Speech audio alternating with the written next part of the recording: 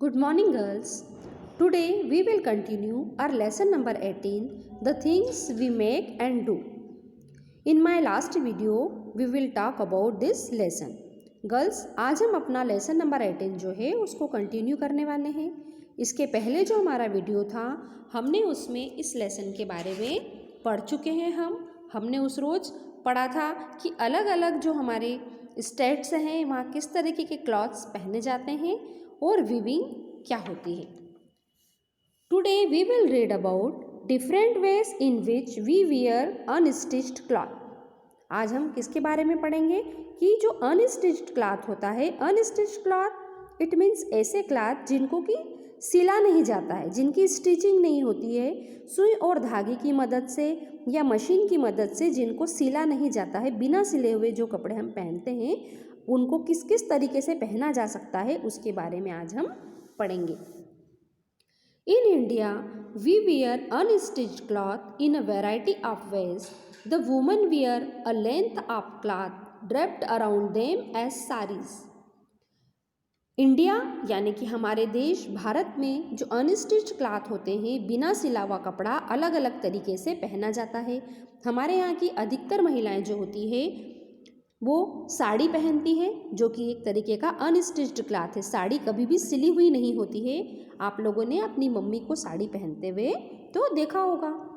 Main wear mundu, dhoti और lungi, all of which has them wrapping a piece of cloth around their waist. और जो man होते हैं, पुरुष होते हैं, वो लोग मुंडू पहनते हैं, धोती या फिर लुंगी पहनते हैं और इसको कहाँ पहना जाता है? कमर पे पहना जाता है।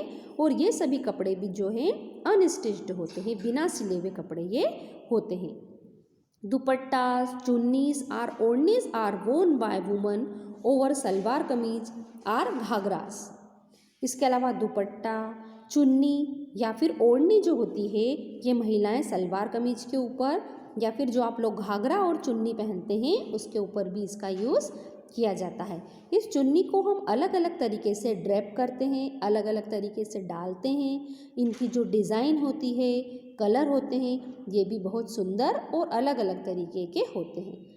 Many womens also use their odhnis to cover their heads.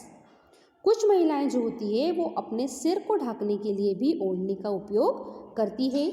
आज जब बहुत ज़्यादा टेम्परेचर होता है या फिर पॉल्यूशन से बचने के लिए भी हम अपने सिर को पूरी तरीके से ढकते हैं। ठंड से बचने के लिए भी हम अपने सिर को ओढ़नी की मदद से पूरी तरीके से कवर करके रखते हैं। Men in many parts of India wear a piece of cloth wound around their head as turban और पगड़ी। हमारे देश के कुछ भागों पे जो पुरुष होते हैं वो अपने सिर के आसपास एक कपड़े को लपेटते हैं जिसको कि हम पगड़ी बोलते हैं या फिर उसको टर्बन भी कहा जाता है। ये यदि हमें कोई भी पंजाबी व्यक्ति मिलेगा तो आपने जो पंजाबी लोग हैं उनको देखा होगा, उनके सिर पे एक पगड़ी होती है। उसके अलावा जो राजस्थानी लोग होते हैं उनके सिर पे भी हमेशा पगड़ी या फिर साफा पहना हुआ होता है। इनको पहनने का जो तरीका है वो अलग तरीके का है, इनकी जो ड्रेपिंग है वो अलग है, लेकिन ये दोनों ही सिर को कवर करने के लिए बनाई जाती है। In large parts of India which are hot and humid, unstitched cloth is usually more comfortable to wear than clothes that are stitched to fit our bodies closely. हमारे देश के अधिकतर ऐसे भाग जहाँ बहुत ज़्यादा गर्मी होती है, ह्यूमिडिटी होती है, वहाँ पे अधिकतर अनस्टिच्ड क्लॉथ का उपयोग किया जाता है, क्योंकि जो बिना सिले हुए कपड़े होते हैं ये सिले हुए कपड़ों की तुलना में ज़्यादा कंफर्टेबल होते हैं। क्यों होते हैं ये कंफर्टेबल? क्योंकि ये चूँकि सिले हुए नहीं हैं तो ये हमारी बॉडी पे फिट नहीं होते हैं। बिल्कुल आपको इसके अंदर अनकंफर्टेबल फील नहीं होता है, आप इसके अंदर कंफर्टेबली इन कपड़ों को पहन सकते हैं। फिर नेक्स्ट हम इस लेसन में पढ़ेंगे पॉटरी के बारे में। Human beings started making pots even before they started weaving cloth.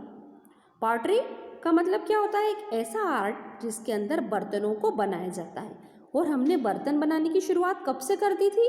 बर्तन बनाना हमने तब से शुरू कर दिया, हमने कपड़ा बनाने से पहले भी बर्तन बनाने की शुरुआत की थी। The art of making pot is known as pottery. बर्तनों को बनाने की जो आर्ट होता है, कला होती है, उसी को पॉटरी कहा जाता है।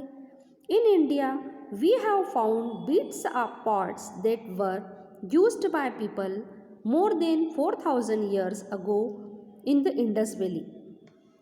हमारे यहाँ पे लगभग 4000 साल पहले से बर्तन बनाने का काम किया जाता है, और जो हमारी इंडस वैली सिविलाइजेशन है तब से हम लोगों ने बर्तन बनाना शुरू किया था।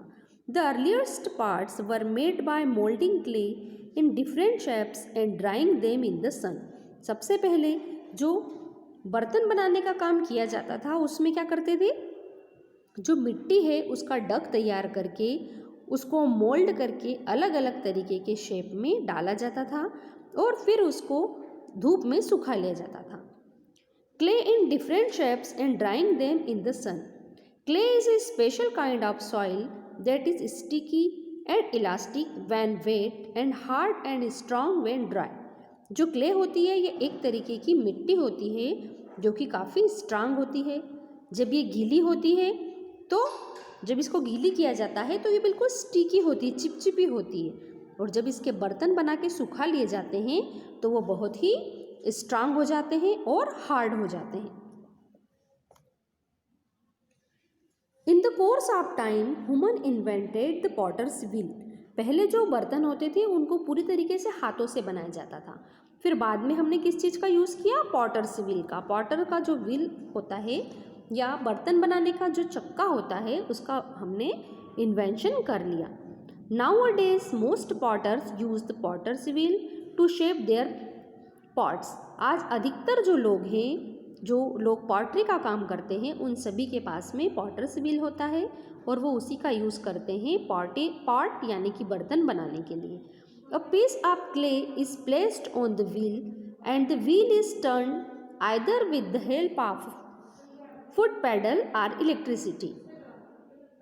हमको जो भी बर्तन बनाना होता है उसके लिए क्ले का एक पीस मतलब थोड़ी सी मिट्टी ली जाती है और उसको व्हील पे रख के जिस तरीके का शेप देना होता है उसको हम उस तरीके का शेप देते हैं। और ये जो व्हील होता है इसका, ये या तो पैरों की मदद से चलाया जाता है या फिर इलेक्ट्रिसिटी की। As the wheel turns the potter's forms the clay into the shape he or she want. और व्हील को चलाते हुए हम जिस तरीके का शेप देना चाहते हैं वैसा ही हम अपने बर्तनों को शेप दे सकते हैं। The freshly made pots are dried in the sun before designs are drawn or painted on them. जो अब जैसे ही किसी बर्तन को बनाया जाता है तो पहले तो उसको धूप में सुखाया जाता है, उसके ऊपर कोई डिज़ाइन बनाने से पहले। जब बर्तन पूरी तरीके से सूख जाता है फिर उसके बाद में उसके ऊपर डिज़ाइन या पेंटिंग की जाती है। The pots are then baked in a kiln. उसके बाद जो हमारे पॉट्स होते हैं उनको क्लीन में क्या किया जाता है, बेक किया जाता है। ये एक तरीके का हॉट ओवन होता है। Clean are oven for around 3 days। 3 दिन तक उसको ओवन के अंदर बेक किया जाता है। This make them strong and water proof. और इस तरीके से जो हमारी मिट्टी से बने हुए बर्तन हैं, जब उनको ओवन में 3 दिन तक पकाया जाता है तो क्या होता है, वो पूरी तरीके से स्ट्रांग हो जाते हैं और वाटर प्रूफ हो जाते हैं। आप सभी ने अपने घर पे देखा है कि जब हम मिट्टी के बर्तन में पानी भर के रखते हैं तो वो जो पानी है वो बाहर नहीं आता है उससे। In the pots are baked in an oven which is too hot or take out too soon the pots crack and bake. यदि हम इन पॉट्स को डायरेक्ट ही क्या कर देंगे, बिल्कुल बहुत ज़्यादा गर्म ओवन में डाल देंगे तो हमारे ये जो बर्तन हैं ये जल्दी ही टूट जाएंगे और हमारे जो ये बर्तन बने हुए हैं ये क्या होंगे, सूखेंगे तो नहीं बल्कि सबसे पहले वो टुकड़ों में टूट जाएंगे। सो गर्ल्स, अब हम आप सभी को पॉटर्स के बारे में, पॉटरी के बारे में भी अब आप सभी को पता चल गया है और किस तरीके के कपड़े हमारी अलग अलग स्टेट्स में पहने जाते हैं, हमारे अनस्टिच्ड क्लॉथ्स क्या क्या होते हैं, ये सभी आप इस लेसन में सीख चुके हो। Our lesson is completed. Bye girls.